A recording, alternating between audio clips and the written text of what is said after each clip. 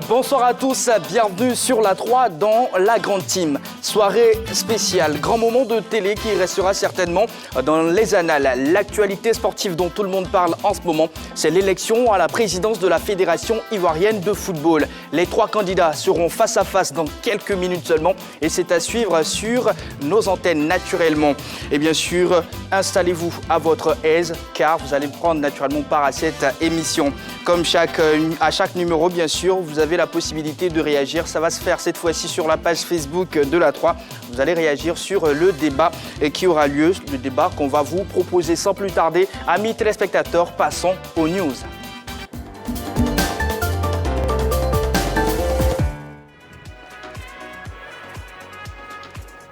Allez, on démarre avec du tennis. Abidjan accueille la 5e édition de l'ITF Tour. La 5e édition du tournoi international de tennis dénommé Abidjan ITF Tour a été officiellement lancée ce mercredi sur le court du Sofitel Hôtel Ivoire. Il s'agit de 2 tournois, dont le premier en J5 qui équivaut au premier niveau des compétitions internationales. C'est ouvert le 19 avril pour s'achever le 1er mai 2022.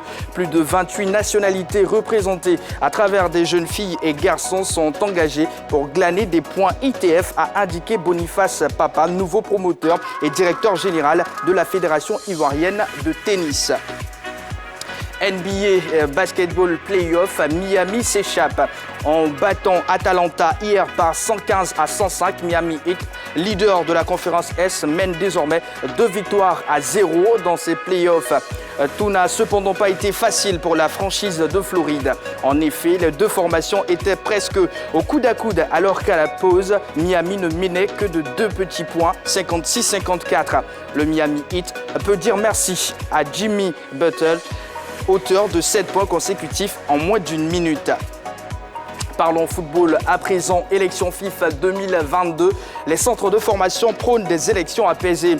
Ce mercredi à l'Agora de Koumassi, l'association des centres de formation de football et académie de Côte d'Ivoire a par la voix de son président appelé à des élections apaisées.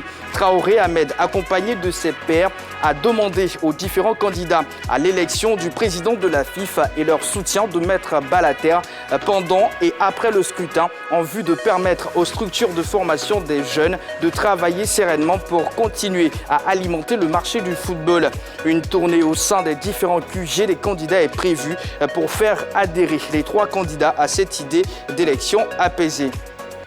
Et nous partons en Belgique maintenant. Premier titre majeur pour Yamé Ogogi, arrivé à KVC Westerlo cette saison sous forme de prêt en provenance de Samsunspor en Turquie. Yamé Ogogi Serge vient de remporter son premier titre majeur. L'ancien défenseur du WAC a été sacré champion avec sa formation belge qui se qualifie pour l'élite.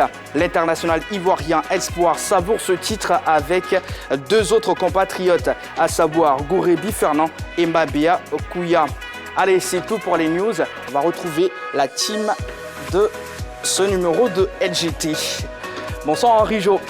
Bonsoir Jean-Baptiste. Comment allez-vous? Je vais très bien. Vous avez osé la cravate? Ouais. Juste à côté de vous, Annoncia Sioué, journaliste sportif. Bonsoir. Bonsoir. Comment allez-vous? Très bien. D'accord. Alors en face d'Henri Jo et d'Annoncia Sioué, nous avons Sansévérin, consultant, journaliste sportif également. Bonsoir Sansévérin. Bonsoir Jean-Baptiste, bonsoir à nos téléspectateurs. Voilà, vous avez à côté de vous M. Jérôme Djebi, consultant et également journaliste sportif qui nous fait l'amitié d'être avec nous. Oui, bonsoir.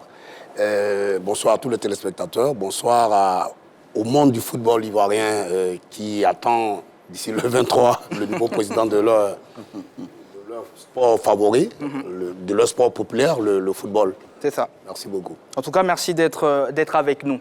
Alors, nous allons vers un tournant décisif et aujourd'hui, nous allons assister à un débat inédit. C'est la première fois que cela arrive. Comment vous trouvez l'initiative? Alors, elle est très bonne. C'est une avancée au niveau de notre football et surtout au niveau de tout ce qui se passe autour de ce football. La première fois que nous avons un débat télévisé entre les candidats pour une élection à la Fédération ivoirienne de football. En tout cas, c'est une initiative à saluer. On a vu un peu les plateaux de télé qu'ont fait les différents candidats. D'ailleurs, hier, le candidat Idriss Diallo était avec nous ici. Nous avons pu échanger avec lui. Et aujourd'hui, les trois se retrouvent sur un même plateau. Je dis que c'est une avancée.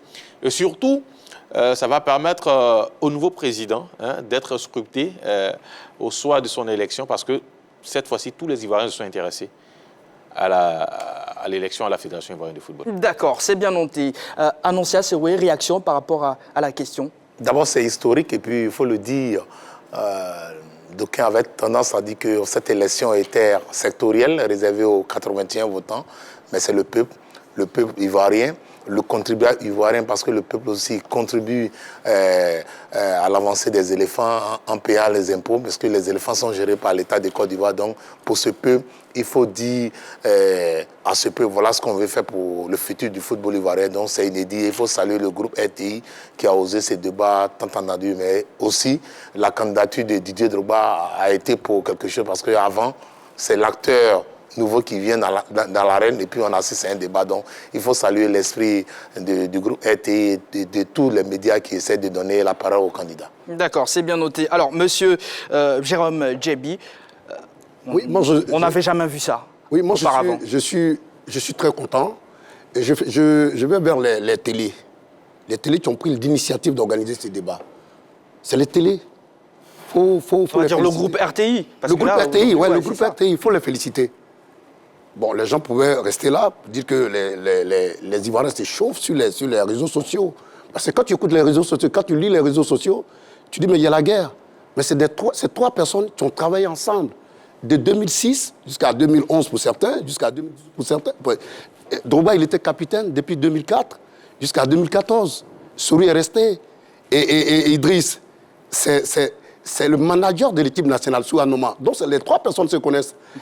Donc, moi, je suis d'accord pour ce débat-là. Okay. Il n'y a pas d'animosité. Il n'y a pas d'animosité. Et là, c'est la preuve. Contrairement à ce qu'on regarde sur les réseaux sociaux. Ouais. Voilà, sans Sévérin, il n'y a pas d'animosité. L'illustration parfaite, naturellement, c'est ce débat-là. Oui, effectivement. Je vais rajouter que hier, le candidat Souri Diabaté disait aussi qu'il parlait avec le candidat Didier Drogba. Les trois personnalités n'ont pas de problème. Elles se sont côtoyées durant longtemps.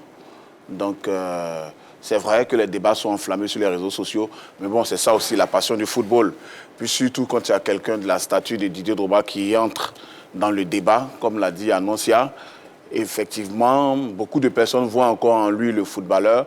Aujourd'hui, il brigue le poste de président de la fédération. Le même engouement est là. Et puis, bon, les internautes aussi sont à féliciter. Ils ont su créer l'engouement autour de cet événement-là.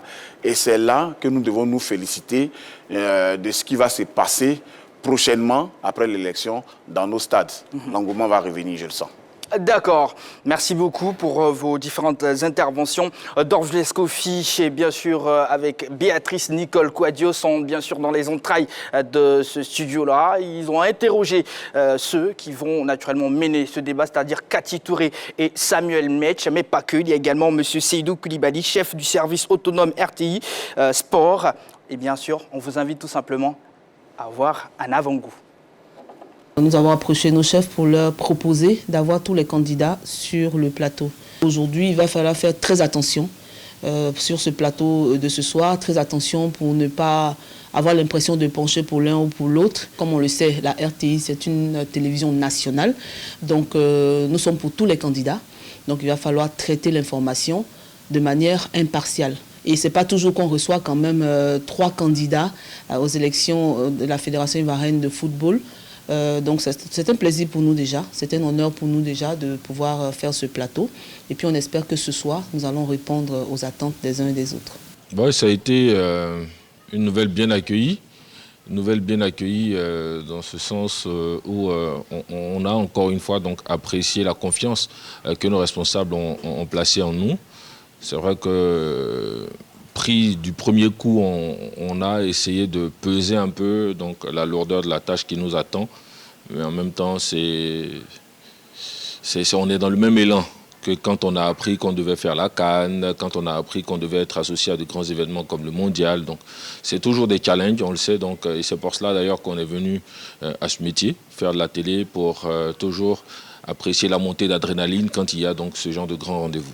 La préparation se fait avec beaucoup de stress. Il y a une préparation minutieuse, plusieurs réunions avec les différents chefs de département, les différents responsables.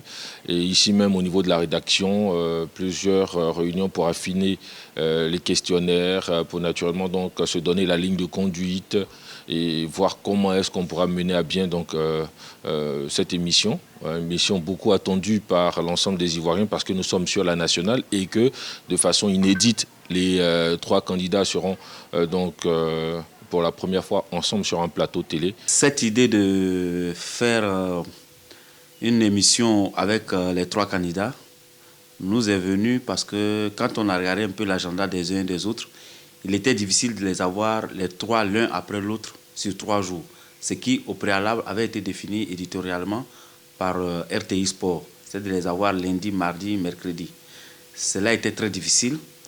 Et depuis 2 semaines, nous sommes entrés en contact avec les différents états-majors.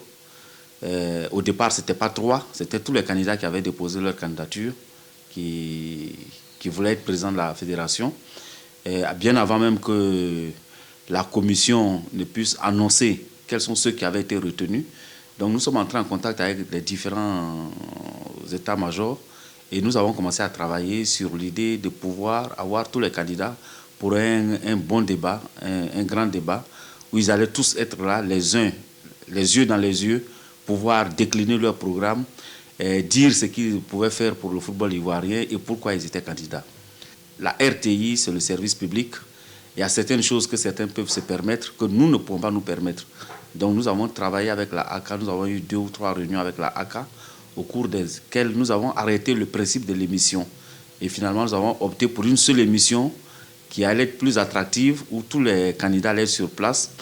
Et depuis hier, ils ont tous donné leur accord. Donc nous les attendons ce soir sur le plateau pour qu'ils viennent vraiment décliner, parler à la population, dire ce qu'ils veulent faire pour le football ivoirien. Il faut dépassionner le débat, il faut mettre balle à terre, il faut faire un débat civilisé, il faut juger les candidats sur leur programme, sur ce qu'ils peuvent apporter les uns et les autres au football ivoirien et espérer qu'au soir du 23, celui qui sera élu pourra tendre la main aux 2 autres qui seront battus. Voilà, à l'instant des images de Dorgelès Kofi et Béatrice Nicole Quadio. Je rappelle que vous aurez 52 minutes comme prolongation naturellement. Après, bien sûr, le débat, nous allons débriefer ici en plateau. Alors ne zappez surtout pas, restez avec nous. Voilà. Alors, messieurs, quelles sont vos attentes vis-à-vis de ce débat qui aura lieu dans quelques minutes seulement? Alors, on attend des candidats qui nous convainquent en ce qui concerne les différents programmes. C'est vrai, nous ne sommes pas les votants, mais tout le monde sait ici que, quand même, aujourd'hui, en Côte d'Ivoire, le sport roi, c'est le football. Et la population participe à son développement en payant les impôts. Et ce sont ces impôts-là que l'État, quand même, prend pour s'occuper, par exemple, de l'équipe nationale, mais surtout aussi au niveau de la fiscalité. Donc aujourd'hui, on attend qu'au-delà même des 81 votants, les différents candidats réussissent à nous convaincre sur les différents projets. Et ce qui est bien, c'est qu'aujourd'hui, dès votre élection, on suivra votre projet, ce que vous nous avez présenté, ce que vous nous avez montré, on suivra. Si dans l'exécution, ça sera les promesses tenues lors de la campagne. Donc, je pense que c'est une bonne initiative et ça va permettre à tous les Ivoiriens de bien regarder, d'avoir un regard très profond dans la gestion du football ivoirien. Voilà, Annoncia. Ce qui est plaisant pour cette élection, c'est que tous les Ivoiriens, même les acteurs, sont unanimes que le football ivoirien est au purgatoire, que rien ne va. Les joueurs fuient le championnat ivoirien parce qu'ils sont mal payés. Les clubs tirent le diable par la queue. Et aujourd'hui, on va écouter les solutions miracles, le programme qui est réaliste. C'est tout. Maintenant, comment on le réalise? Parce qu'il y a les anciens qui sont là, il y a des nouveaux qui proposent. Est-ce que les nouveaux peuvent convaincre les 21 votants à être président, les 81 votants plutôt, à être président? Donc, on veut regarder pour sortir le football ivoirien du purgatoire, puisque rien ne va. On manque 2 fois à une phase finale de Coupe du Monde. La CAN, depuis le SAC en 2015, rien ne va. Les clubs ne progressent plus. La SEC était le seul représentant sur la scène continentale, n'a pas pu atteindre les quarts de finale de la Coupe de la Confédération. Rien ne va. Le pays s'apprête à accueillir 23 pays à partir du 23 juin 2023 pour la CAN en Côte d'Ivoire. Il faut une fédération qui fasse rêver, il faut des clubs qui fassent envie pour que tout le monde se sente à l'aise. Il faut qu'on ait un derby à SEC Africa attrayant, les stars bourrés, donc le chantier est vaste. D'accord, Monsieur Djabi. Oui, on attend de ces 3 candidats qu'ils éclairent l'opinion nationale. Parce que généralement, quand on écoute les Ivoiriens, non, les gens, ils bouffent l'argent, ils font ceci, l'argent du contribuable. Donc aujourd'hui, il faut qu'ils disent aux Ivoiriens, les 28 millions d'Ivoiriens, que voilà comment nous entendons faire pour progresser le football, dont vous êtes les premiers contributeurs. Donc on attend qu'ils nous expliquent véritablement qu'est-ce que sera le football de demain en Côte d'Ivoire. D'accord. Vous allez réagir, M. Sanfé-Sévérin. Permettez-moi juste de montrer aux téléspectateurs l'attente également des Ivoiriens que Dorje Escoffi et Béatrice Nicole Kouadio ont pu rencontrer aujourd'hui. Pour ce débat de ce soir, je souhaiterais que le débat soit équilibré. Que chacun dise ce qu'il pense. En tout cas, s'il veut être le président de la FIFA, qui nous explique pourquoi il veut être le président de la FIFA, pour que nous puissions le soutenir. Par rapport à l'émission du soir, je m'attends à un débat très équilibré de la part des 3 candidats. Parce que nous avons remarqué ces 3 dernières années à la FIFA, la FIFA n'est pas trop équilibrée. Nous voulons un candidat solide à la tête de la FIFA pour rehausser le sport en Côte d'Ivoire. Sur l'émission du soir, j'aimerais vraiment que les différents candidats nous présentent leur programme fixe pour le sport, plus précisément le football en Côte d'Ivoire. Donc, concernant l'émission de ce soir, j'attends déjà qu'on pose des questions objectives sur les différents programmes qui auront lieu. C'est-à-dire chaque candidat doit exposer son programme et ce qu'il peut apporter au football ivoirien. Parce que déjà, ça fait longtemps que le football ivoirien patauge. On a eu différents présidents et tout, mais on n'a pas eu d'avancée. Donc je veux que ce soir, il soit, je peux dire, expressif sur tout ce qu'il peut apporter au football ivoirien pour le meilleur de tous. J'aimerais que le débat soit bien équilibré, les questions soient bien posées. Parce qu'on attend beaucoup des trois candidats. C'est vrai que depuis des années, on voit que le football est en train de baisser des rythmes. Donc notre objectif là, qu'ils nous disent la vérité, qu'ils nous donnent un plan et leur vision pour qu'on puisse adhérer, qu'on puisse les soutenir. Donc celui qui va poser les questions, celui qui va diriger le débat, qu'il ne soit pas partie prenante, qu'il soit direct. Voilà, moi c'est ça que j'attends. J'attends vraiment beaucoup des 3 candidats, qu'ils soient clairs et qu'ils disent la vérité aux Ivoiriens. Voilà, alors Sanfé-Sévérin, assez rapidement, est-ce que après ce débat-là, des dirigeants de clubs peuvent changer, basculer complètement au niveau de leur choix? Je ne pense pas que le débat va changer quelque chose, mais au moins le débat va donner une idée de ce que le prochain président va faire. Moi, ce que j'attends de ce débat ce soir, c'est que les candidats me disent, à moi et aux Ivoiriens, comment est-ce qu'ils comptent mobiliser des fonds. Parce qu'on sait que depuis plusieurs années, le football ivoirien souffre financièrement. Il n'y a pas de moyens pour aider les clubs. Il faut qu'on nous dise comment les fonds qu'ils comptent redistribuer vont être mobilisés. Je veux aussi qu'on me convainque sur la structuration prochaine à venir. Comment est-ce que les championnats des jeunes vont être organisés? Comment est-ce que le football féminin va être redynamisé? La DTN, qu'est-ce qu'elle sera concrètement? Parce que ce sont ces éléments-là qui feront en sorte que le football local soit fort, ainsi que la sélection nationale. Alors en quelques mots, voilà, est-ce que vous pensez qu'après ce débat-là, des présidents de clubs vont changer de camp? Non, je ne pense pas. Tu es sur une liste déjà. Ils sont sur des listes, donc ils ne vont pas changer. Ils ne vont pas changer de position. Mais nous autres, nous attendons. C'est-à-dire que les Ivoiriens, les 28 millions d'Ivoiriens, attendent de ce que doit être leur football de demain, à partir de ces débats-là. Donc, c'est les Ivoiriens qui sont les contributeurs, comme je le disais tout à l'heure. C'est eux qui vont au stade, qui vont payer les mécan-design, c'est-à-dire que tout ce qui entoure le sport. Les produits dérivés, c'est la population qui va au terrain. Si aujourd'hui, vous organisez un championnat que les gens ne vont pas au terrain, les droits télé, bon, vous pouvez avoir l'argent comme ça se passe actuellement. Mais les droits télé, c'est depuis 1950. Mais est-ce que, malgré qu'on donne les droits télé, est-ce que les gens vont au terrain? Donc, c'est les Ivoiriens qui doivent attendre plus de ces débats-là. Ok, c'est bien noté. Henri Jo, on le sait, on peut donner un parrainage à un candidat et le jour du vote, vous n'êtes pas là-bas. Du coup, ça compte ce débat-là. Tout peut changer, tout peut changer. Vous savez, nous sommes dans une élection. Et même jusqu'à ce que le votant dépose son choix, on va dire, son bulletin. Son bulletin dans l'une, tout peut changer. Donc moi, je suis de ceux qui pensent que jusqu'au dernier moment, tout peut changer. C'est vrai, nous avons vu des états-majors, nous avons vu des présidents avec certains candidats, mais nous sommes à une élection.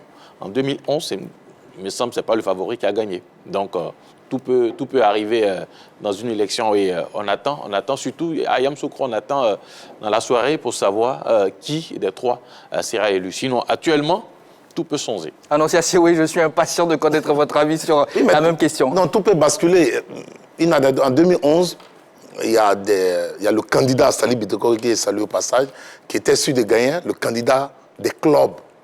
Yeah. Mais à la veille de l'élection, du vote, des présidents de clubs ont déserté son QG. Qu'est-ce qui n'a pas marché? Ah mais c'est ça les élections, c'est le charme. Rien n'est acquis. Même dans la salle, un candidat peut désister. Par exemple, pour X ou bien Y, tout est possible, même une pause. Donc souvent, il faut communiquer. Il peut y avoir un débat et un des candidats potentiels peut manquer de tact et montrer son côté un peu... ce n'est pas le moment vraiment de baisser les bras. Oui, parce que tout est donné, il faut éclairer. Si on vous dit, mais comment vous comptez donner 100 millions au club, puisque vous étiez là, les clubs souffraient, et puis vous ne pouvez pas analyser, donner, convaincre les gens, on dit, mais le gars, il veut nous vendre du vent. D'accord. Voilà la réaction d'Annoncia Sewé. Ce n'est pas une confrontation, mais qu'est-ce que vous en pensez? Non, je pense que la question avait été, est-ce que le débat de ce soir peut changer quelque chose? Je dis que le débat, non. Mais ce que les candidats vont faire jusqu'à l'élection, bien sûr que ça peut changer les choses. Le débat en fait partie. Voilà. Je prends un exemple. Pas tous ensemble, s'il vous plaît. Je prends un exemple. Oui. Si, aujourd'hui, en cours de route, il reste 2 ou 3 jours, un candidat vient, il propose encore quelque chose de mieux, ben, ça peut faire basculer les choses. Voilà, d'où le débat peut faire basculer les choses. Aujourd'hui, rien n'est figé. Aujourd'hui, je pense que le débat, ce sera pour expliquer leur programme, donner une meilleure vision, une meilleure clarté de ce qui va être fait. Mais je pense que le plus gros du travail se fait en souterrain, et c'est ce qui se fait en souterrain qui peut changer la configuration actuelle. Quoi, par exemple? Par exemple, un candidat à qui on reproche, par exemple, de ne pas être proche de certains, s'il s'avère que maintenant, il est de plus en plus proche des gens, ça peut changer des choses. Il y a des gens qui attendent de simples gestes. Si ces gestes-là sont menés à bien, beaucoup de choses vont changer. On a vu dernièrement des candidats passer d'un camp à un autre pour quelques petits soucis. Et tout ça peut arriver jusqu'au dernier jour. Mais aujourd'hui, je pense que les présidents de clubs vont plus se concentrer sur les programmes. Qu'est-ce qu'ils seront, qu'est-ce qu'ils pourront apporter. D'accord, M. Djabi, il va réagir. Oui. Cette élection-là n'a rien à voir avec celles qui sont passées en Côte d'Ivoire. Aujourd'hui, tu as une icône qui est Didier Drogba, qui est dans l'arène. Tu as Roger Augnin, qui est là depuis 1989, qui est dans l'arène. Tu as un candidat, Sori Diabaté, qui était leur petit frère, si je peux m'exprimer, qui est venu avec eux depuis 2002, qui est là. Et ils ont tous des présidents de clubs dans leur liste. J'ai cru entendre Maître Roger Augnin. C'est plutôt Idriss Diallo. Idriss Diallo. Voilà, parce que c'est un peu... Je dis Maître Roger Augnin, et là, il n'est pas candidat. Il est sur la liste d'Idriss Diallo. D'accord. Ils sont partis. On comprend mieux. Dans un programme. Moi, j'ai écouté Sori, j'ai écouté Idriss. Ils ont élaboré des programmes ensemble avec des présidents des clubs. Bon, à la veille, vous ne votez plus votre programme. C'est ce que ça veut dire. Vous ne votez plus votre programme. Moi, j'ai dit, le débat ne va rien enlever, va pas apporter quelque chose. Ok, c'est bien noté. Henri Jo? Oui. Non, bon, oui, c'est son avis, mais moi, je pense que beaucoup de choses peuvent changer. Hein. Vous savez, c'est en cela qu'on parle d'élection. Vous savez, il y a les approches. Certains disaient que certains candidats étaient inaccessibles, d'autres, voilà, ils sont de l'autre camp. Mais il y a le corps à corps que nous ne voyons pas. Certains candidats, des candidats et des votants se voient sans que vous et moi, nous soyons présents à cette rencontre. On ne sait pas ce qui va se passer. C'est vrai, aujourd'hui, je peux venir aux yeux de tout le monde dire que oui, je suis avec JB, on fait les photos, on parcourt la Côte d'Ivoire ensemble, et puis demain, je vais voter Annoncia. Donc, voilà, rien n'est acquis. Dans le fond, on ne sait pas vraiment. Voilà, rien n'est acquis, et tout peut basculer. Maintenant, sur ce débat, sur ce débat. Imaginons qu'au cours du débat, un des candidats change ou bien fait monter les enchères en disant, bon, OK, peut-être j'ai promis 100 millions, mais j'ajoute 100 millions de plus. Écoutez, moi, président des clubs, quand j'entends ça, tout de suite, c'est quoi ma réaction? Ah, bon, finalement, j'aurai 200 millions comme subvention. Qu'est-ce que je fais? Est-ce que je continue avec celui avec qui j'ai fait toute cette démarche-là qui me donnera 100 millions ou est-ce que je vais voter celui qui va me donner 200 millions? En tout cas, c'est un risque. Non, mais sérieux, la gestion d'un club, une saison entière, un club normal en Côte d'Ivoire, pour pouvoir le gérer, c'est autour de 300 millions. C'est autour de 300 millions. Donc, moi, je pense que déjà, la subvention même ne suffit même pas. Donc, aujourd'hui, s'il y a un président qui propose plus, qui se rapproche de la somme que je débourse en une saison pour gérer mon club, s'il me propose une somme qui avoisine cela, ben, moi, je le suis, tranquillement. Annoncia. Et tout à l'heure, il parlait d'un débat ne peut pas changer. Non, le débat, il est important. Moi, j'ai suivi des programmes. J'ai vu le programme de Didier Drogba, Yacine Dri Diallo et Sori Diabaté, qui parlent des salaires des joueurs. Donc je me dis, tiens, c'est bon ça. 300 000 francs, 500 000 francs aux joueurs du championnat Ligue 1, c'est beau ça. Mais si, lorsqu'ils passent une chaîne et ils laissent le mécanisme, on fera un cahier, un livre blanc pour soumettre à l'État de Côte d'Ivoire pour débourser de l'argent. Il dit, mais tiens, mais les artistes aussi, ils vont faire un livre blanc pour dire, comme nous chantons, voyons l'État pour payer nos salaires. Vous voyez, on se dit, mais comment il fait pour que les joueurs sortent de la précarité? Il dit, c'est l'État qui doit intervenir. Il dit, mais quelle est cette solution? Les candidats, les présidents du club peuvent se poser des questions, mais c'est impossible ça. Parce que là, on parle de mécanismes. Inviter l'État à créer une direction nationale de contrôle de gestion, permettre à des clubs privés qui sont des associations privées d'avoir une gestion efficiente pour avoir des sponsors, mais on parle de l'État comme si les clubs-là étaient une administration. Là, on se pose des questions. Donc, je pense qu'aujourd'hui, il y aura l'occasion de revenir sur cet aspect pour dire qu'est-ce que tu veux dire par livre blanc. Parce que l'État, les Ivoiriens ne peuvent pas encore payer le salaire des joueurs. Nous tous aussi, on va s'asseoir à la maison pour que l'État aussi paye nos salaires. Je crois que beaucoup de choses ont été dites depuis le lancement de cette campagne. On a vu certains candidats qui se sont en griffe tirer une balle dans le pied. Aujourd'hui, quand tu as parlé de quelque chose hier, devant toute la nation, si jamais tu viens changer ça aujourd'hui dans un débat, ça décrédibilise. Voilà, je veux dire que ça décrédibilise. Et c'est là que ce genre de débat a le mérite d'être. Je salue vraiment la RTI, le groupe RTI, d'avoir incité les 3 candidats à venir à ce débat, parce que beaucoup de gens vont se rendre compte que quand une idée est claire, quand un projet est clair, il ne change pas du jour au lendemain. Donc, ça, au moins, on va le aider. Donc, finalement, ça peut changer les positions. Non, pas tous ensemble, s'il vous plaît. Ce que j'ai dit, je dis que le débat qui sera mené ne va rien changer. C'est le travail souterrain qui peut changer quelque chose. Il faut qu'on soit clair là-dessus. Ok, on a bien compris et on a bien noté votre point. Ce soir, le groupe RTI a créé l'événement sur le même plateau. Les candidats, en réunissant bien sûr sur le même plateau les candidats à la présidence de la Fédération ivoirienne de football, même si le candidat Didier Drogba n'a pas répondu à l'invitation. Face au feu des questions, chaque postulant a défendu comme il peut son projet de gouvernance et élucider ses ambitions pour le football ivoirien. Lequel vous a le plus convaincu? Qu'avez-vous pensé de ce débat? La page Facebook est ouverte. Laissez-nous plein de messages et bien sûr, je me ferai l'amitié simplement de lire vos messages. La grande team refait le face-à-face avec le regard avisé de nos consultants. Nous allons disséquer le débat pendant 52 minutes qu'on pourra qualifier de prolongation naturellement pour le bonheur des téléspectateurs. C'est parti.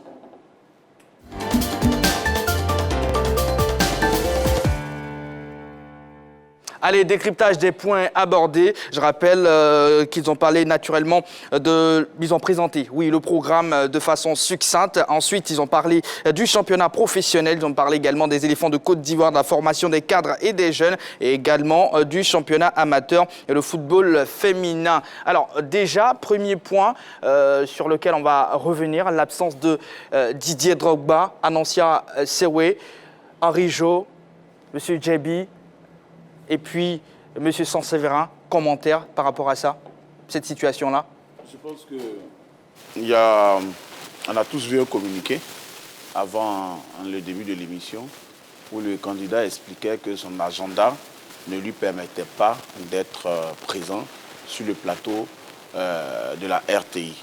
Il a estimé que ce n'était pas un manque de respect ou quoi que ce soit. Actuellement, la toile a enflammé, mais c'est ça aussi. On ne peut pas toujours pouvoir répondre au rendez-vous. C'est vrai que beaucoup de personnes auraient aimé, nous aussi, que le candidat Didier Drogba soit sur le plateau. Mais aujourd'hui, je pense qu'il a donné ses raisons. Moi, je les respecte. Allez, je vous lis un bout de ce communiqué. Chers tous, j'ai eu le plaisir de m'exprimer face à la presse à plusieurs reprises. Je ne fais aucune distinction quant aux médias avec lesquels je communique. Je suis très respectueux et très attentif au fabuleux travail que font tous les médias et les journalistes qui les composent. Mon équipe et moi, moi-même, sommes toujours disposés à répondre aux sollicitations de ceux-ci pour défendre nos idées et notre programme, la Renaissance. C'est vraiment un bout du communiqué. Annoncia Serwé.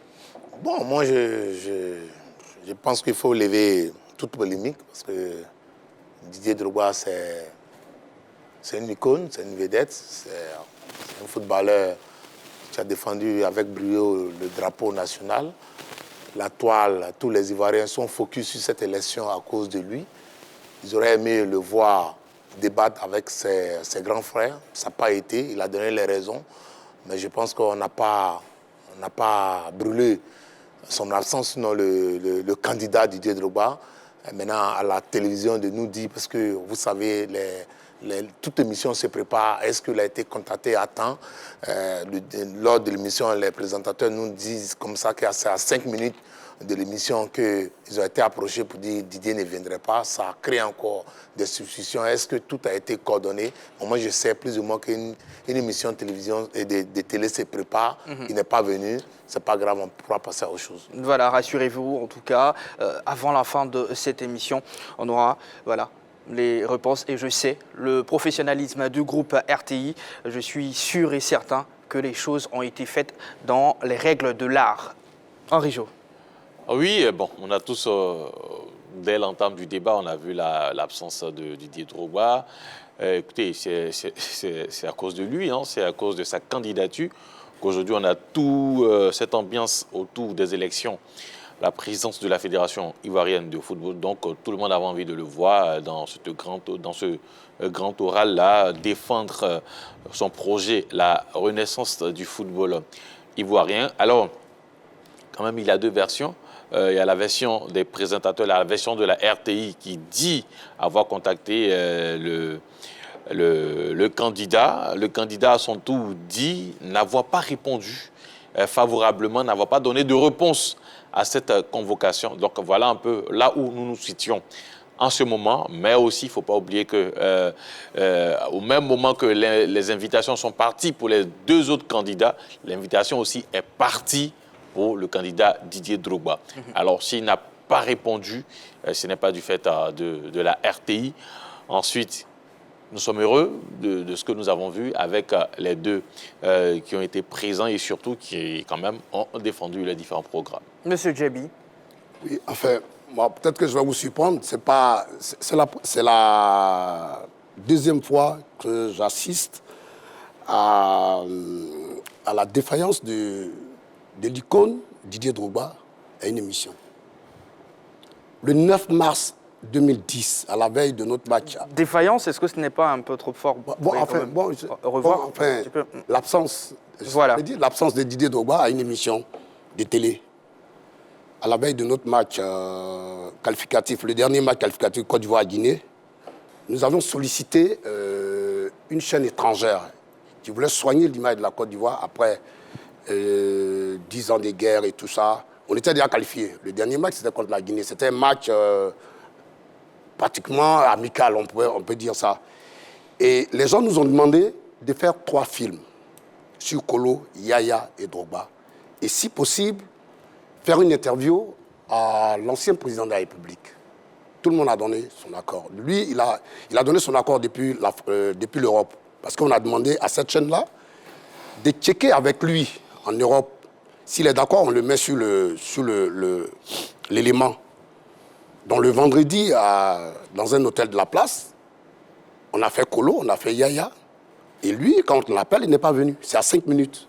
Il n'est pas venu. Ça, c'est un domaine privé au moins. Non, c'est pas un domaine privé. Enfin, on a compris, monsieur Annoncia Sewé. Non, je le dis. Annoncia, c'est pas privé. Non, cher frère, vous savez. C'est l'équipe nationale de Côte d'Ivoire. S'il vous plaît, pas tous ensemble, monsieur Annoncia Sewé. Vous allez réagir. Il termine rapidement et vous allez réagir. J'avais la parole. Oui. C'est l'équipe nationale de Côte d'Ivoire qui jouait son dernier match qualificatif. On a compris, compris. Oui. Donc, ce n'est pas un privé. C'est pas privé. Vous voulez... C'est pas une affaire privée. OK, on a compris. C'est l'équipe nationale qui défend l'image de la Côte d'Ivoire. Donc, ce n'est pas une affaire privée. OK, c'est bien noté. Merci beaucoup, monsieur Djabi. Oui. Ce que je voulais dire, c'est que nous sommes des journalistes. On voit comment on négocie pour avoir certaines gloires en interview ou autre. Ça peut capoter. Mais cette fois-ci, il s'agit de la télévision nationale. L'icône n'est pas venue. C'est ça qui est l'actualité. 2010, à longtemps. C'est ce que je voulais dire, en fait.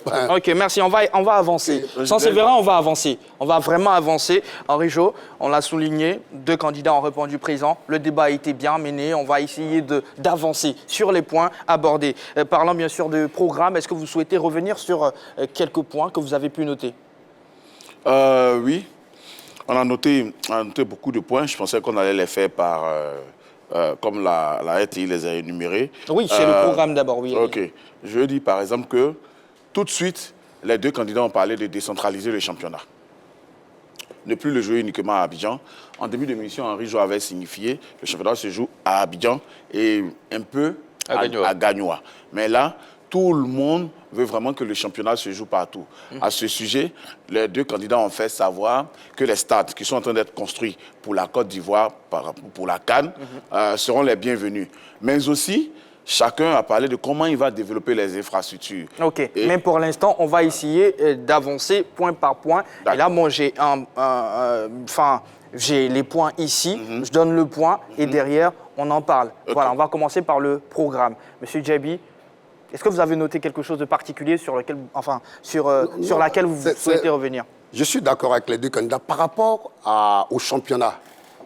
Vous savez, depuis 1960, le président Oufoué a construit des stades à l'intérieur du pays. Pourquoi ça n'existe pas? Mais parce que c'est géré par l'État de Côte d'Ivoire. Et c'est pour ça, dans tous leurs débats, le candidat Souris est venu sur l'État. Dans aucun pays au monde, le football, le sport ne peut se faire sans une volonté politique. C'est l'État. Les infrastructures sportives appartiennent à l'État. Dans tous les coins du monde, ça appartient à l'État. Et c'est l'État qui décide. Donc aujourd'hui, ils ont décidé que le championnat se joue à l'intérieur du pays, comme par le passé. L'AS Denguélé joue au stade Mandou Koulibaly, le Bondoukou joue au stade à l'intimité de Bondoukou, etc., etc. Mais est-ce que l'État, qu'est-ce que l'État doit faire pour que les matchs aient lieu là-bas? Les gens disent, on va faire les infrastructures sportives. Par rapport à comment? Le cas me dit, si c'est les fédérations en Angleterre qui ont construit des stades, non, c'est l'État. Donc il faut que l'État soit partie prenante dans cette affaire. Associé, vous voulez dire? Associé. Mais la parafiscalité, ça fait comment?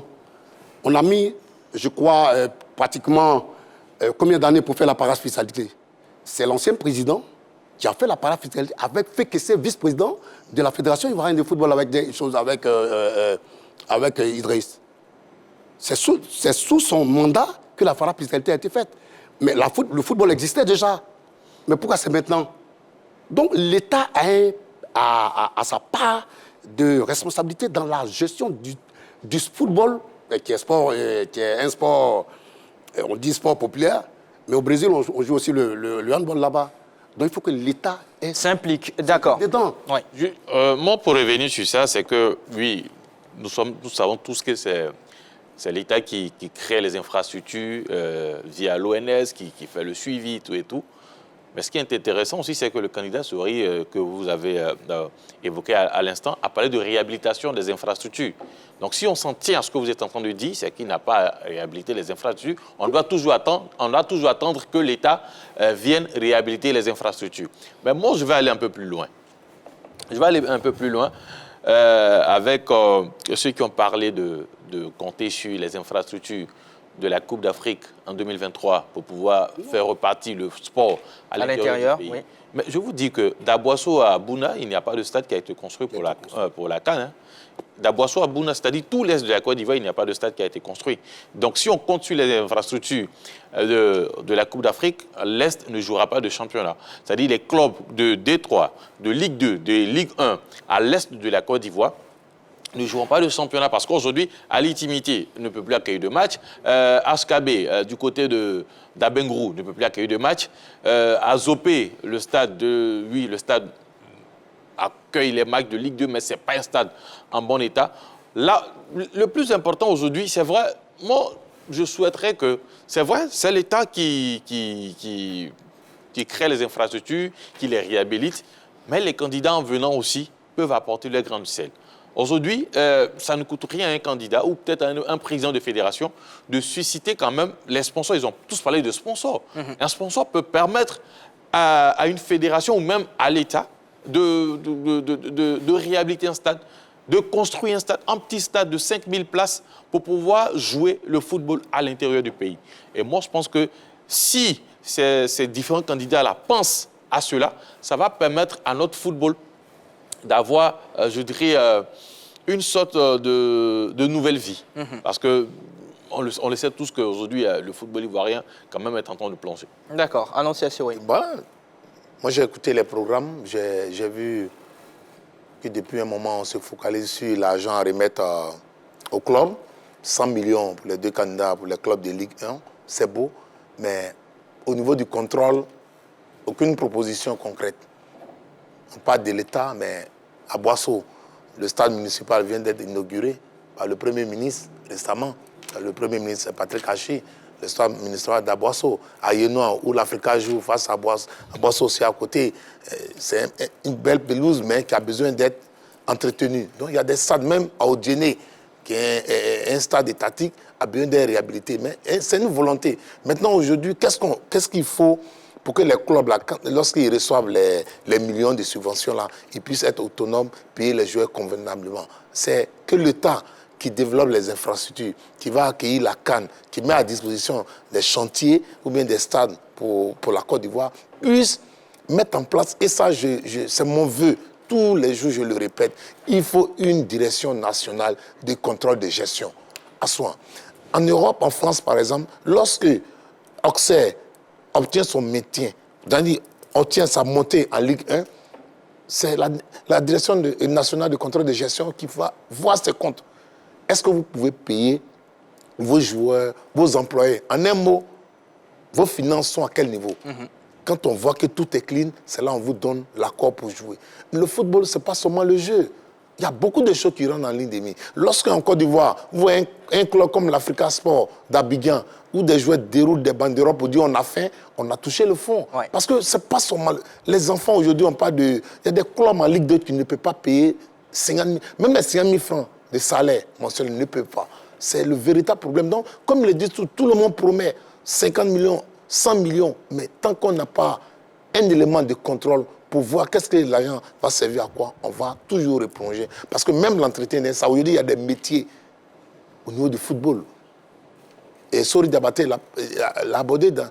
Même un assistant vidéo, il est payé. L'analyse de match, tout est aujourd'hui... C'est-à-dire qu'il y a l'économie sportive qui est là. Il faut que il y a des métiers qui sont autour du football. Même nous-mêmes, les journalistes, c'est grâce au football aussi, on vient faire les analyses. Donc c'est tout un schéma. Il faut sortir des promesses parce qu'on le dit. Feu Sidi Diallo, lorsqu'il a pris la fédération, il a demandé au club, si vous avez ne serait qu'un terrain, la fédération va vous aider à avoir une pelouse pour vous entraîner. Ils sont comme des clubs qui sont allés à la fédération pour dire j'ai tel terrain à Boisseau ou à Bobo pour un terrain d'entraînement. Un véritable problème. Mais ils prennent la subvention et ils payent les joueurs comme à leur bon vouloir. Donc aujourd'hui, on ne peut même pas dire à un joueur que je vais te donner 500 000 par mois. Parce que c'est le talent. Mbappé, il est au PSG. Mais son salaire est différent d'un autre joueur aussi. Parce que c'est le talent. Ça se négocie. Donc on ne peut pas dire aujourd'hui on donne un salaire de 1 million à un joueur de Ligue 1 parce que c'est un talent, ça se négocie. D'accord. Le deuxième point, c'était bien sûr le championnat professionnel. J'ai pu noter du côté de M. Sori le passage de 14 clubs à 16. Quel commentaire vous faites de cette proposition-là? Il y a une confusion. La subvention, elle vient d'où? Moi, je me pose souvent la question, on dit l'État subventionne les gens. Le débat qu'ils viennent de faire là, c'était pour éclairer l'opinion nationale. La subvention. Parce que le petit monsieur qui est à GESCO, Yopougon, on dit non, on donne l'argent aux gens. La subvention, la subvention. Mais quand vous mettez devant les Ivoiriens et vous parlez des subventions, ça vient d'où? La parafiscalité, c'est hier. Les clubs, c'est la billetterie, les droits télé, le transfert des joueurs et puis le merchandising. C'est les 4 éléments qui font gagner un club. Mais et ce qui me désole un peu, excusez-moi, mais ils n'ont pas parlé de l'essentiel. Ils n'ont pas parlé de l'essentiel. Nous avons combien de licenciés dans notre championnat? Hier, M. Sori a parlé de la Croatie, qui fait 9 millions d'habitants, qui a 2 700 000 licenciés. Mais les licences sont payées. Si tu as 700 centres de formation de football, on prend 100 joueurs par centre de formation. Vous êtes à combien de joueurs? Si on ne serait-ce que 10 000 francs par licence, vous êtes à combien? Mais personne n'en parle. On ne parle même pas de ça. Les écoles privées en Côte d'Ivoire sont subventionnées parce que l'État leur envoie des élèves. Mais on ne parle pas de ça. C'est un truc simple. On n'a même pas besoin de l'argent de l'État pour nourrir le football en Côte d'Ivoire à partir des simples licences. Parce que moi, mon enfant, quand il va à l'école, je paye son cahier. Donc si tu veux que ton enfant joue au football, tu payes les 10 000 francs de licence. Qui fait que tu peux te retrouver à 10 milliards, à 20 milliards, sans même demander quelque chose. Mais les gens ne donnent pas l'argent. Concernant les infrastructures, pourquoi j'ai dit l'État? Aujourd'hui, nos enfants, ils se retrouvent en Tanzanie, ils se retrouvent en Zambie. Il y a une équipe qu'on appelle Zesco United. C'est l'équipe d'une entreprise. Mais c'est l'État qui a décidé que ça soit comme ça. C'est l'État qui a décidé que ça soit comme ça. Mais on paye les gens là-bas à 500 000 francs. Mais parce que l'État a décidé. C'est pour ça que moi, je reviens toujours sur cette histoire de l'État. Mon frère Ignossi, tout à l'heure, il est venu sur la DNCG. Elle a été créée par le gouvernement de Mitterrand. Le patron de la DNCG s'appelle Henri Elmagnoli. Mitterrand est resté longtemps, à l'opposition. Il a réfléchi. Il s'est dit que le football, c'est une industrie, qu'il fallait gagner de l'argent. Donc, il a demandé à son ami Emmanuel, réfléchir comment on va gagner. C'est eux qui ont créé la DNCG. Aujourd'hui, à un moment donné, l'Union européenne même voulait instituer la DNCG dans toute l'Europe. C'est de ça qu'il s'agit. Donc, c'est l'État qui définit comment... Bon, quand ils vendent les joueurs, est-ce que l'État reçoit quelque chose? Quand ils vendent les joueurs, quand on paye le salaire des joueurs, est-ce qu'ils reçoivent? Donc, je disais, le ministre, quand le ministre de l'Éducation, Maria Toukoné, quand elle est venue, elle a organisé le séminaire sur l'éducation. Mais il y a eu des séminaires en Côte d'Ivoire, en 1974 avec Richard Assouan. Mais quand elle vient, elle dit non, il faut un séminaire. Nous avons des ministres, il faut qu'ils organisent le sport. Il faut qu'ils organisent des séminaires sur le sport. Il faut qu'on discute pour qu'ils en remettent au président de la République. Pour dire que le football, comme le cacao, comme le coton, c'est une industrie, on doit avoir de l'argent dedans. Il faut qu'on réfléchisse ensemble. Donc mieux organiser tout ça. Mieux organiser. Donc pour le moment, il y a déjà eu les états généraux du sport. Non, les états généraux avec qui? Tout est là. Aujourd'hui, on parle de l'application. Monsieur Djabi, s'il vous plaît. Aujourd'hui, nous avons des programmes. Il faut les appliquer. Et aujourd'hui, le football, moi, sur cette affaire de 13 clubs, de 14, de 15 et de tout, parlant de compétitivité des clubs ivoiriens aux différentes compétitions africaines, mais déjà, oui, c'est bien beau de passer de 14 à 16, mais c'est important aussi de penser à la formation. Parce que ça, je dirais, c'est l'essentiel même du football. Aujourd'hui, il faut penser à la formation.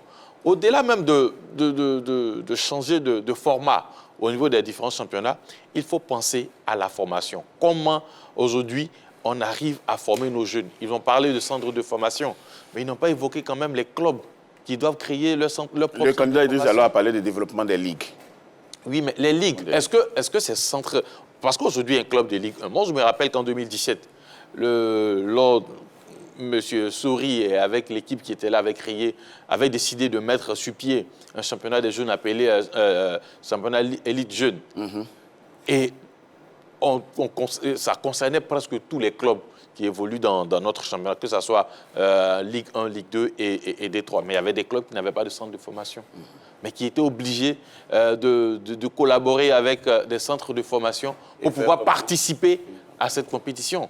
Et c'est en cela que c'est à ce niveau que moi j'attendais les différents candidats. Amener les clubs aujourd'hui à créer des centres de formation en leur sein pour pouvoir permettre un développement aussi rapide et surtout éviter, parce que si vous avez un centre de formation qui vous approvisionne en joueurs, vous ne serez pas obligé d'aller recruter des joueurs ici et là pour étoffer votre effectif. Voilà, même si vous êtes obligé de le faire, quand même, ça sera des dépenses moindres par rapport à un club qui forme aujourd'hui. Voilà un peu. Allez-y, monsieur. 14 à 16, c'est beau. Et pour répondre à Djebi, moi je trouve que je rejoins pleinement en région parce que, vous savez, quand vous partez en Europe, le PSG a son centre de formation. Et avant même le championnat, aujourd'hui, on parle même du salaire des footballeurs, mais avant, dans les années 90, 2000, il y avait du football en Côte d'Ivoire. Même enlevé des rideaux. En 90, c'était les juniors, le Stella, le Stade d'Abidjan. Les gens partaient jouer, puis c'est le football à l'école. Aujourd'hui, vous avez plus de 500 centres de formation qui payent des licences au niveau de la fédération. Partout à Abidjan. Vous partez à Bobo, à Gonzague, les enfants quittent l'école pour aller jouer au football. Parce que tout le monde veut avoir son Yaya Touré dans une famille. Et vous avez plus de 400 clubs amateurs, 2, 3 régionaux, districts. Comment on organise tout cela? Tout le monde veut jouer au football. C'est bon, on sort les enfants de la rue et autres, mais il faut les encadrer. Il faut mieux les organiser. Donc aujourd'hui, 14 clubs, mais il faut un cahier de charges. Tout à l'heure, j'ai écouté les candidats. Ils ont parlé des cahiers de charges. Mais un cahier de charges, même la FIFA a un cahier de charges. Tous les clubs aujourd'hui, à part la SEC qu'on peut localiser à Abidjan, quel club on peut localiser à Abidjan? Peut-être FC San Pedro, qui est en train de se construire. C'est tout ça. FC San Pedro qu'on localise à Abidjan. Oui, non, mais je suis en train de dire. J'ai dit quel club? J'ai dit. C'est pour vous dire, c'est pour vous dire l'esprit. Maintenant, FC San Pedro peut changer de nom, puisque c'est la tendance aujourd'hui. Tout le monde veut jouer à Abidjan, tout est concentré à Abidjan. Donc aujourd'hui, 14 clubs, c'est beau. Passer de 14 à 16, c'est beau. Mais comment on organise tout cela? Il faut un contrôle, parce que l'État, ce qu'on ne dit pas, ce qu'on ne dit pas, c'est que l'État fait suivant beaucoup, parce que quand la SEC joue une compétition africaine, c'est l'État qui paye les billets d'avion, qui paye tout. Les éléphants, même chose. Donc aujourd'hui, l'État accompagne. Et on a parlé des parafiscalité, c'est 2,6 milliards que la fédération reçoit. Maintenant, quand une fédération trouve un partenaire qui a une chaîne cryptée, qui décide de sponsoriser la Ligue 1, et qu'on passe des droits télé, on passe de soit 15 millions, les 50 millions là, c'est passé où? La vraie question. Merci beaucoup, monsieur Annonciacier. Oui, vous suivez la 3, vous suivez la grande team et bien sûr, nous faisons le débrief du face-à-face inédit organisé par le groupe RTI qui a réuni sur un même plateau et bien sûr 2 candidats. C'était à la base 3 candidats, mais Didier Drogba n'est pas venu, malheureusement. On va continuer le débrief juste après cette pause.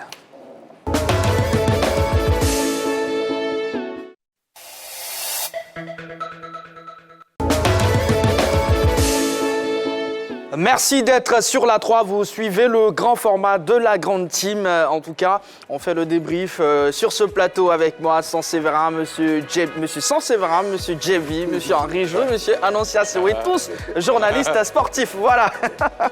Allez, on va avancer, messieurs. Un autre point qui a été touché, les éléphants, la sélection nationale, il y a eu des propositions. J'ai entendu et j'ai noté, bien sûr, créer une équipe commando. C'était bien sûr les propos de M. Yacine Idriss Diallo. Oui, il en a parlé la dernière fois lorsqu'il lançait son projet de gouvernance, quand il présentait ses hommes. Et j'ai noté chez les 2 candidats une volonté de remettre l'équipe nationale à flot. Par contre, ce que je n'ai pas compris, c'est le fait d'associer un Ivoirien, un entraîneur local ivoirien, mais qui a fait ses classes en Europe et tout ça, à un autre Andrif Kador européen. C'est toujours des idées de M. Yacine Idriss Diallo. Honnêtement, j'ai du mal à savoir comment cela va fonctionner. Je vous prends un exemple. Si tu dois prendre un cadre pour accompagner un entraîneur local ivoirien, est-ce que ça peut fonctionner? Parce que tu prends José Mourinho, que tu veux associer par exemple à Kolo Touré, c'est impossible. Je ne vois pas José Mourinho, par exemple, être adjoint de Kolo Touré. Par contre, peut-être Baumel, quelqu'un du niveau de Baumel, ou bien même de Lamouchi, mais ça encore, chacun va vouloir imposer ses idées et ça va être difficile. Mais ce que j'aurais voulu entendre aussi, c'est par exemple que nous ayons un Clairefontaine, pas l'infrastructure, mais une école de formation des jeunes joueurs. Un centre fédéral. Un centre fédéral pour l'équipe nationale. Aujourd'hui, qu'est-ce qui se passe? On va prendre des joueurs un peu partout et on les prend aussi en Europe, mais on n'a pas ce projet-là. Il y en avait dans le temps à l'INJS, d'où sont sortis les Sérédiers, voilà, les Gosso et tout ça, mais ce centre-là n'a pas duré. Aujourd'hui, une des plaies de notre football, c'est qu'il y a beaucoup d'arnaques autour de l'organisation des championnats des jeunes. Rappelez-vous, récemment, le projet C-Jeunes, qu'on a annoncé à grande pompe, de l'argent a été pris à des parents, à des joueurs. Ce projet-là n'est pas allé quelque part. On nous avait dit que c'était un projet de la fédération, mais une fois que le comité exécutif a été récusé par la FIFA, ce projet a disparu. Plus personne n'en parle. On a juste entendu qu'on devait verser de l'argent à Guillou pour avoir fait un travail. Moi, je dis non. Prenez, le président Idriss Diallo a parlé tout à l'heure des clubs de district qui paient pour jouer un championnat, mais qui ne jouent pas ce championnat. Si on n'organise pas tout ça, si on n'organise pas le football à la base, aller prendre toujours des expatriés, aller prendre toujours des Sébastien Haller, ne va pas faire en sorte que la Côte d'Ivoire soit une demi-finale de Coupe du Monde. Monsieur Djebi. Oui, je suis... concernant l'équipe nationale, quand les académies sortent là, ils sont 14, de 2004 jusqu'à 2012. Tous les sélectionneurs qui sont venus en Côte d'Ivoire, ils faisaient leur équipe à base académique. L'équipe entrant, il y a 8 joueurs dedans, avec Drogba et Aruna Denane devant. Et après, on met Aruna Koné, etc., etc. Mais c'est la base de la SEC. Puis on a eu des problèmes. Guillaume est parti. Mais tout à l'heure, il parlait du projet C-Jeunes. Le projet C-Jeunes, feu Sidi Diallo fait revenir Guillaume en Côte d'Ivoire. Parce que je sais un peu de quoi il s'agit, cette histoire de C-Jeunes. D'ici 2030, Jean-Marc Guillaume devait former 2 millions de footballeurs. Par rapport aux licences, il devait former 2 millions de footballeurs dans toute la Côte d'Ivoire. Parce que j'ai suivi un peu le projet. Et après, il a été combattu par toujours les mêmes gars, les GIS, les G45, je ne sais pas. Il a été combattu. Même chose, quand le projet, le Centre national de sport de haut niveau, qui a été créé à l'époque par le président Bédier, a été combattu par certaines personnes. Voilà. Est-ce qu'on peut revenir sur les propositions des deux candidats? Oui, c'est les propositions, on parle de l'équipe nationale. Mais, le face-à-face tout à l'heure. On fait quoi? Aller chercher des expatriés parce qu'ils jouent déjà dans les grands championnats. Zazou là-bas, vous n'avez pas l'appeler. Mais on va toujours continuer à les appeler. Mais il faut s'organiser ici. Okay. Mais on va toujours continuer à les appeler. Ils sont forts. Ils sont à Newcastle, ils sont ici. Mais on va les appeler. Il n'y a aucun entraîneur qui va venir en Côte d'Ivoire. Il n'y a aucun entraîneur ivoirien qui ne va pas appeler Zach, qui ne va pas appeler Nicolas Pépé. Simple, qui ne va pas composer avec ces joueurs-là. Oui, il va obligé, puisque c'est de 2023. Donc il faut réorganiser le football à partir de la base.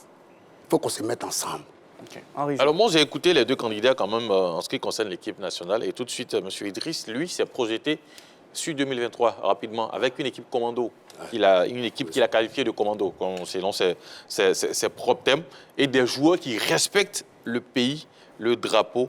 Des joueurs qui sont engagés. Qui sont engagés. Il a dit aussi. Alors, ça montre que, bon, au-delà de ça, c'est vrai, il a parlé d'entraîneurs expatriés et d'un entraîneur local qui aurait fait ses preuves à l'extérieur. Mais je n'ai pas vu une projection sur de long terme. Voilà, sur le long terme, je n'ai pas vu une projection. Il s'est tout de suite focalisé sur 2023. Peut-être parce que la Côte d'Ivoire organise la compétition en 2023 et après, il déroulera ce qu'il a décidé de faire.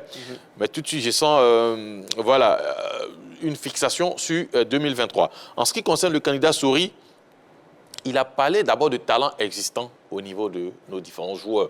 Donc, il fallait plus d'organisation de ces talents-là, surtout avec un entraîneur qui maîtrise très bien le football pour permettre à ces talents-là de se faire valoir. Voilà, il a parlé aussi d'une équipe qu'il faut bien gérer. Parce que s'il parle d'équipe qu'il faut bien gérer, c'est que récemment, ça n'a pas été bien géré. Il y a eu certainement des frictions. Voilà, donc du coup, on sent, tout le monde est unanime sur le fait que l'équipe nationale, en quelque sorte, va mal. Donc, moi, sur les deux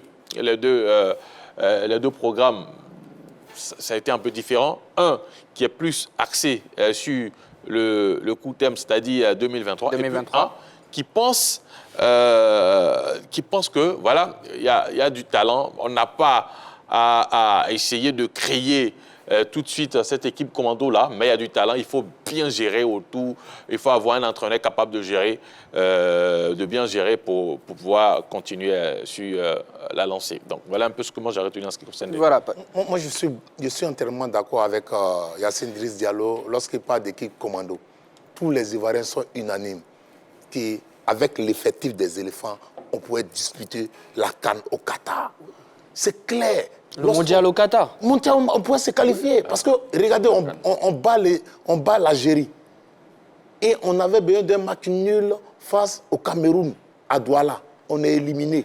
Et quand on voit l'Algérie jouer le barrage face au Cameroun, on s'est dit, mais on avait notre place. Nous avons des joueurs. Mais nous a manqué quoi? Un entraîneur expérimenté. Je l'ai dit depuis 2 ans. Patrice Baumel ne pouvait pas porter le costume d'entraîneur des éléphants. On a crié sur tous les toits. Vous avez vu ce qui s'est passé. Mais qui a enrôlé cet entraîneur? C'est le comité exécutif sortant. Sinon, qu'est-ce sorti? Donc, Sori Diabaté, qu'est-ce qu'il peut nous dire? Ils ont envoyé Sabri Lamouchi ici, concernant les éléphants. On a vu, face à la Grèce, où on était à un doigt de jouer le 8e de finale d'un mondial. On est sorti parce que c'était un stagiaire. À un moment, ça paye cash. Le bricolage, il paye cash. Il nous cope. Patrice Baumel, qui n'a pas pu gérer ses talents. Et on est éliminé. On sort d'une CAN en 8e de finale. Et aujourd'hui, on veut sortir un plan Marshall, parler d'organisation concernant cette élection. Il dit non, à un moment donné, lorsqu'on a un bilan qui est là, qui est triste, on doit être modeste et ne pas vouloir avoir la parole, dire des choses. Mais maintenant, ça ne l'empêche pas aussi de vouloir. Non, je dis, non, il peut le dire, mais je le dis, le bilan est là, on regarde le bilan. C'est eux qui ont envoyé Patrice Baumel. Maintenant, quand on parle de tout, la Côte d'Ivoire va organiser une CAN en 2023. On peut se projeter. Maintenant, on parle d'un entraîneur expérimenté. La mayonnaise avait pris en 2015, lorsque Hervé Renard, grâce à l'impulsion de Sidi Diallo à son âme, il dit, je vais avoir un staff complet. Camara Ibrahim fait partie du staff. Baumel, préparateur physique, il faut le souligner. Et puis Hervé Renard, on a remporté la CAN. Mais soulignons que Ibrahim Camara, parlant des jeunes, il a pris une équipe des jeunes à Bobo, à Yopougon, à l'Aisne, remporter la CAN au Maroc, la CAN des cadets. La génération caissier. Voilà, des caissiers et autres. Donc, il y a un travail qui est fait. Il y a des Ivoiriens qui sont assis, qui ont fait des diplômes, que ce soit à Monaco et autres, et au Brésil et autres. Il faut faire confiance aux gens, il faut leur donner les moyens. Et normalement, pour moi, la couleur, je suis focus sur un entraîneur ivoirien, local, pour manager ces équipes. Maintenant, si ceux qui sont élus pensent qu'il faut faire un bilan, ça aide de voir. Mais quand même, lorsqu'on a géré une fédération, quand on a pris un entraîneur qui nous malmène, qui n'a pas pu nous qualifier pour la Coupe du Monde, ça fait 2 fois successivement, il faut faire des propositions au moins modestes. D'accord. Voilà, on va parler à présent de la formation des cadres et des jeunes. Vous avez touché ça un tout petit peu du doigt. On va essayer d'aller un tout petit peu plus en profondeur. Allez-y, Monsieur Djebi. Oui, la formation des cadres, mon frère Moussa est venu dessus tout à l'heure par rapport aux gens que l'État de Côte d'Ivoire a emmenés en stage en Allemagne, au Brésil, en Argentine, qui sont là. Kaoulaï fait partie des meilleurs diplômés de France. Il est le patron de la DTN. Ils font déjà la formation au niveau des entraîneurs. Ceux qui entraînent aujourd'hui, la plupart est passé par le centre technique de Bingerville, sous la houlette de Kaé Oulaï. Je dis bien, il est diplômé du football en France. Il fait partie de la liste avec les joueurs oui et tout ça. Donc c'est un grand formateur. Mais la formation des jeunes, l'État, dans sa constitution, en son article 9 de la constitution de 1960, permet aux associations de se créer. C'est à partir de ça, les jeunes créent les centres de formation. Tu fais ton papier, tu vas déposer au ministère de l'Intérieur. Okay. On te donne le tutus, tu crées ton centre de formation. Est-ce que ces centres de formation sont bien encadrés? Quels sont les modules de formation de ces centres-là? Est-ce que c'est défini par la direction technique nationale? Parce qu'en France, toutes les équipes ont les mêmes modules de formation. C'est défini par la direction technique nationale. À l'époque, Gérard Houllier, aujourd'hui, bon, je ne sais pas le nom de celui qui est là, c'est mon père à son âme, Gérard Houllier. C'est comme ça que c'est fait. Mais aujourd'hui, tu peux trouver même un entraîneur qui peut dire à un enfant, casse le pied de ton ami, il faut poser tacle. Alors que c'est la base du football. À l'école, à l'éducation nationale, le PA, ça fait papa. Donc tu ne peux pas dire à un enfant de casser le pied de ton ami. Souvent, nous assistons à des centres des séances d'entraînement, des centres de formation.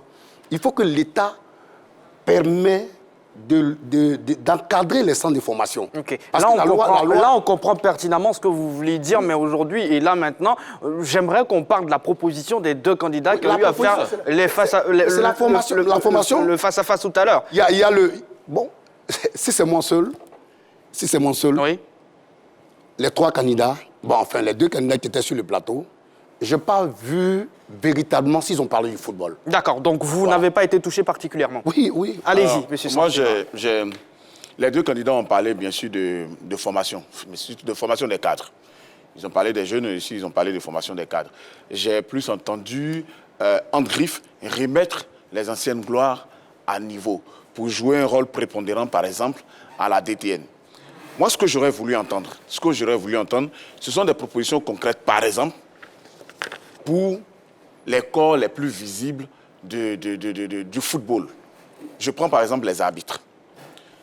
Depuis Doué Noumandiez, je ne sais même plus il y a combien d'années, je ne veux pas m'en souvenir parce 2014. Que ça fait longtemps, il n'y a pas un arbitre ivoirien qui a officié une rencontre internationale.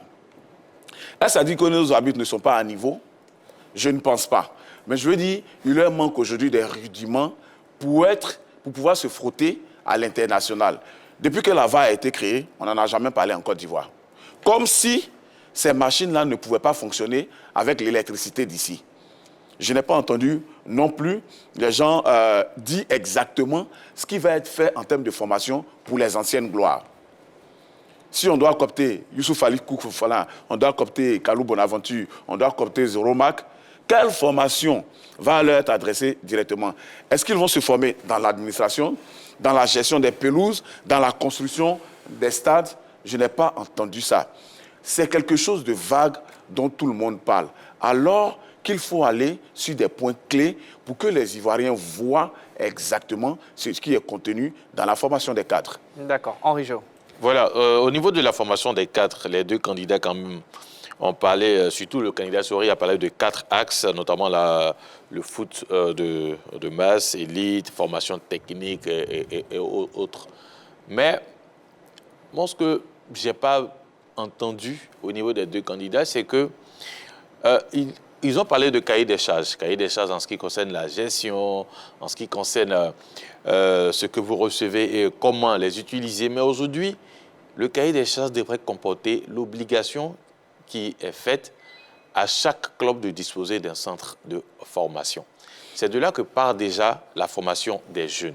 Si un club de Ligue 1, un club de Ligue 2 et de D3, pour ne citer que ceux-là, n'ont pas de centre de formation, normalement, moi je pense qu'ils ne doivent pas exister. Parce qu'aujourd'hui, c'est la base. Si on veut organiser un championnat des jeunes, sur qui on s'appuie pour organiser ces championnats? Sur les centres de formation qui sont un peu partout du côté des différentes communes d'Abidjan ou à l'intérieur du pays? Non, je ne pense pas. Il faut déjà que ces clubs-là, les clubs que nous appelons clubs professionnels en Côte d'Ivoire, puissent déjà avoir en leur sein des centres de formation. Au passage, les clubs comme Racing, le Racing, le FC San Pedro, l'ASEC Mimosa, quand même il faut les féliciter, qui font tout pour avoir une équipe professionnelle, une réserve et aussi un centre de formation où ces clubs-là quand même puisent les joueurs souvent pour participer au championnat. Aujourd'hui, malheureusement, quand il y a les compétitions de jeunes auxquelles la Côte d'Ivoire participe, au niveau des U13, au niveau des U15, U16, on se lève, ça et là, et l'entraîneur qui est chargé de constituer cette équipe fait le tour des centres de formation pour aller voir les rencontres. Mais est-ce qu'il fait le tour de tous les centres de formation? Je ne pense pas. Voilà. Moi, je le vois souvent, Daoula Sina, du côté d'Akwedo, où il va superviser la SOA, il va au complexe, il va aller superviser le Racing Club. Mais est-ce que c'est un travail qu'il doit faire? Ce n'est pas de cette manière qu'il doit travailler. Ce n'est pas de... Il faut qu'on arrive à organiser un véritable championnat des jeunes afin que lui, il puisse aller au stade, s'asseoir au stade, regarder les jeunes jouer. Et moi, là, je n'ai pas entendu ce petit côté-là au niveau des deux candidats. Voilà, c'est ce qui me désole un peu. Faire obligation aux différents clubs de disposer d'un centre de formation. Et ça, je pense que c'est primordial. Voilà, donc à entendre tout ce qui se dit et ce qu'on sait, le vivier est mal géré. Non, le vivier est mal géré, mais il faut souligner aussi, il faut saluer Sori Diabaté qui a dit au niveau de la formation des cadres qu'en son temps, il cooptait un expatrié pour analyser les vidéos des matchs. Il est payé à 400 € par jour. Aujourd'hui, les Ivoiriens s'y mettent. Il a parlé du cas des Begré Yago et Jeune, et salut au passage. Donc il y a des métiers liés au football. Il faut former les cadres. Aujourd'hui, vous avez des experts, même que ce soit Sorimé, l'expert. Il peut donner des coups, massage à Boubacar Charaf, Boué Norbert, Kaïoula, il peut former des gens pour dire il y a des métiers. Même un manager de l'équipe nationale, ça s'apprend. Aujourd'hui, vous prenez un doyen qui est la fédération, la ligue professionnelle, Dieu Fonnier, c'est lui qui connaît, il maîtrise tout ce qu'on appelle tirage, programmation de match. Les anciens joueurs, ils peuvent s'engouffrer, trouver, puis ils ont des salaires. On ne doit pas les coopter pour être commissaire au match seulement. Non, il y a des métiers liés au football. Même un jardinier, c'est rémunéré. Aujourd'hui, vous prenez le Parc des Princes, il y a des gens qui travaillent. Il y a des métiers, ils connaissent la qualité du gazon, comment l'arrosage. Tout ça là. Comment tailler. Comment tailler. Donc aujourd'hui, c'est une industrie. Le football là, ce n'est pas seulement le ballon qu'on voit. Au-delà, il y a beaucoup de choses. Et je pense que le candidat Yacine aussi, lorsqu'il recevait les anciens joueurs, il leur a dit, être ancien joueur, ce n'est pas un métier. Oui, vous avez joué au football, mais ce n'est pas un métier. Après, la reconversion, c'est quoi? Donc, chacun dans son domaine. Vous pouvez être entraîneur, vous pouvez être manager, vous pouvez être directeur sportif, mais il faut qu'on vous forme, vous devez maîtriser. Donc, ce n'est pas seulement être entraîneur, mais il y a beaucoup de métiers. Et comme vous aimez, mais un ancien joueur, une gloire du football qui est à Abidjan, qui ne joue que les matchs de Maracana, il pense que non, il n'est pas lié au football, mais il y a des métiers de football. Donc, je pense qu'ils ont expliqué, surtout Yacine l'a dit, il va mettre un pan au niveau de la formation de ces anciens-là pour qu'ils au moins puissent s'insérer dans la société. Voilà, on va parler à présent du championnat amateur et le football féminin. Annoncia Siré, toujours avec vous. Voilà, par rapport aux propositions des deux candidats, quelque chose à redire, un point à toucher particulièrement. Quelque chose à redire, c'est comme je le dis, le candidat Sori, lorsqu'on parlera de lui, on va sortir toujours le bilan. Et ce bilan est triste concernant le football féminin. Nous voyons comment le sélectionneur Touré Clémentine se bat nuit et jour pour faire vivre le football féminin. Même les éliminations consécutives à la CAN font mal parce qu'elle n'a pas souvent les moyens. Elle se bat, elle a l'envie. C'est beau de parler de 26 professionnels évoluant en Europe, mais ici, les filles tirent le diable par la queue. Donc aujourd'hui, lorsqu'il fait des propositions, je me dis, mais hier, le football, même lors de la dernière assemblée, ceux qui étaient au plateau, les clubs amateurs ont manifesté. Ils payent des bourses, ils payent des licences pour jouer. Pas de championnat des jeunes. Pas de championnat des jeunes. Tout à l'heure, quelqu'un a parlé de la formation. Depuis que l'académie ne sort plus des pelles, on n'a pas gagné une CAN. Mais c'était un processus. C'est vrai, hein, on ne gagnait pas des CAN. De 2006 jusqu'en 2015, mais on était présent. La Côte d'Ivoire, on parlait d'équipe dorée parce qu'il y avait des académiciens. Dans les années 90, c'était la forme de la SEC et de l'Africa qui faisait l'équipe nationale. Les sachants le savent. Donc aujourd'hui, revenons à la base. Les gens payent des licences, ils ne jouent pas. Ils sont affiliés à une fédération, ils n'ont pas un instrument pour s'exprimer. Il faut remédier à cela. Et je pense que le championnat au niveau des districts, le championnat régional, au niveau de la D3, il faut que tout le monde soit concerné pour que ce football-là soit tenu en Côte d'Ivoire. D'accord. Et surtout pour que ce football-là puisse aller de l'avant. Sans Séverin. Moi, j'avoue que j'ai été particulièrement déçu concernant le football féminin. Tout ce que j'ai entendu, c'est parler de 26 joueuses ou bien redynamiser les ligues. Le président Idriss Diallo a parlé de redynamiser les ligues pour que le football féminin parte des jeunes filles jusqu'aux équipes seniors. Le président Sory Diabaté a dit que la Côte d'Ivoire a participé au mondial et tout ça. Mais ça, ce n'est pas la vraie situation du football féminin en Côte d'Ivoire. La subvention, il dit que ce sont eux qui ont commencé à donner la subvention. Mais la subvention pour les clubs de Ligue 1 de football féminin, elle est de 2,5 millions. Cette subvention n'a jamais été donnée entièrement. Vous vous rappelez, en 2020, les courriers de la FIFA pour dire qu'il faut régler la situation du football féminin. La FIFA a même dû payer les clubs de football féminin directement. Aujourd'hui, ce que je voulais entendre, c'était les propositions de subventions pour le football féminin. Malheureusement, le troisième candidat n'était pas là. C'est compris dans son programme. Mais ceux qui étaient là n'ont pas dit quelle somme ils allaient allouer, par exemple, au football féminin. Ces gens-là souffrent. Vous êtes une jeune fille. Vous n'arrivez pas à aider vos parents à la maison parce que vous dites que vous jouez au football. Vous n'y gagnez rien et vous traînez ici. Ça fait une double charge pour les parents. J'aurais voulu qu'on les soigne en griffe aujourd'hui, en disant au moins pour le football féminin, voilà comment le championnat sera organisé, voilà comment la Coupe nationale sera organisée, et voilà combien on va donner à chaque club pour permettre aux joueuses d'être payées. Parce que c'est l'une des disciplines où les joueuses n'ont pas de salaire en Côte d'Ivoire. Et c'est bien dommage. D'accord. Monsieur Djebi. Oui, moi, je connais le président des 11 sœurs des Gagnois, le grand Fodé Silla. Toujours, il a des difficultés. Non, le dernier match, l'avant-dernier match, il était forfait. Par manque de moyens. Mais le football féminin aujourd'hui, les Américaines se battent pour être alignées sur le même salaire que les hommes. On n'oublie pas, bien sûr, le combat de Megan Rapinoe. Voilà. Et donc, c'est important. C'est la même chose comme le football masculin. Mais vous devez avoir une politique pour ces jeunes filles-là. Il y a un entraîneur qui a fait partie d'une fille à Lyon, 11 ans. Elle est à Lyon, elle est au centre de formation de Lyon. On l'a dénichée ici. Elle devait faire partie du projet C Jeunes. Parce qu'on devait former les filles et les hommes. Donc comme le projet a arrêté, parce que le projet, il paraît que c'est logé dans les statuts du comité exécutif de la FIFA. Donc s'il y a un nouveau comité exécutif, il peut reprendre le projet C Jeunes. Dans le cas contraire, bon... Attention, il y a des nouveaux tests. Non, non, moi je dis ça comme ça. Non, ce que vous voulez dire, oui, le projet C Jeunes, c'est un business qui a capoté. Non, non. Et les audits même, voilà, les audits ont révélé ça. Donc véritablement... Il y a à redire, il y a à redire sur ce projet-là. Il va poursuivre, s'il vous plaît. Le foot, c'est un business, tout le monde sait. L'expatrié ne peut pas abandonner son pays pour venir rester en Côte d'Ivoire. Il ne gagne rien. Pour les beaux yeux des Ivoiriens. Il a financé le projet. Il a financé le projet. Okay. Le départ du projet, il a financé. Donc la fédération lui doit de l'argent. Moi, j'ai suivi un peu le projet. Okay. Est-ce que c'était un projet fédéral? C'est un projet fédéral. Bon, vous formez 2 millions de joueurs, ça, ils vont où?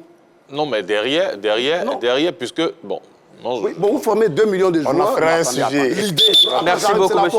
On a parlé de la formation. Je suis parti de cette histoire des jeunes filles. C'est la même chose comme au football. Et masculin, c'est la formation. Mais il n'y a aucune politique de formation des filles. Mais les 26 qui sont là, c'est la même chose comme l'académie a disparu. Après la CAN 2015, ils étaient 6 qui restaient. Et après, c'est fini. Aujourd'hui, on fait venir des expatriés qui jouent pour nous, qui se battent pour nous. C'est des bons joueurs. C'est la même chose comme le football féminin. Okay. Parce qu'il n'y a pas de base. Donc il faut créer cette base-là. Il faut que vous en parliez parce que la FIFA sera très regardant par rapport au football féminin. D'accord. Henri Jo, que pensez-vous des propositions? J'ai pu relever quand même la réhabilitation des ligues. pour le candidat Idriss, relancer les compétitions de jeunes, modifier les statuts pour que les clubs amateurs aient des représentants au niveau des ligues afin que ceux-ci prennent part aux différents votes au niveau de la fédération. Ça, c'est une avancée que j'ai pu noter du côté du candidat Idriss. Et il est allé plus loin en disant que il allait copier le modèle américain. C'est-à-dire ce que les États-Unis ont fait pour qu'aujourd'hui on ait ce niveau aussi élevé au niveau du football féminin. Il allait le copier du côté de la Côte d'Ivoire. Et surtout, il avait déjà des contacts. Moi, ça me réjouit. Mais derrière, il faut aussi penser. Parce que c'est vrai, il y a des propositions. Mais nous aussi, on peut peut-être essayer d'en parler pour que ça puisse servir, on ne sait jamais. Il faut aussi penser formation de ces jeunes filles-là. On ne va pas aller les chercher à Bobo, à Yopougon pour les réunir un jour et on leur dit « Allez, mesdames, commencez à courir, jouer au foot ». Non, il faut penser, il faut faire de la détection. Il faut créer des centres de formation de foot féminin pour permettre, je dirais, ce renouveau-là. D'ailleurs, des clubs ont commencé à le faire.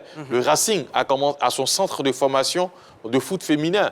D'ici quelques années, on ne doit pas être surpris de voir une équipe du Racing Club d'Abidjan championne de Côte d'Ivoire au niveau du foot féminin. Parce qu'il y a de la formation qui est en train de se faire et normalement, tous les autres clubs devraient y penser, devraient y songer, créer cette section de foot féminin en leur sein et surtout développer cette section afin qu'aussi on puisse participer au développement de ce football-là. Maintenant, le candidat Sori est plus revenu sur les acquis de son comité exécutif en ce qui concerne le football féminin. Bon, OK, il compte aussi apporter quelque chose de nouveau s'il est élu.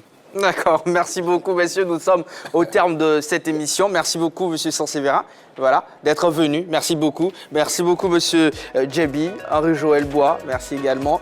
Alors, merci beaucoup, monsieur Adossi. Oui. Alors, on va dire merci au groupe RTI qui nous a permis de vivre ce moment historique. C'est inédit. Voilà, un face-à-face de ce genre-là. Merci beaucoup au groupe RTI, la grande team, amis téléspectateurs. Pour aujourd'hui, c'est fini. Voilà, ne manquez pas la grande édition du JT à 11h50, PPLK 13h30 et puis la grande team c'est du lundi au vendredi à partir de 20h30. Merci de toujours rester sur la 3.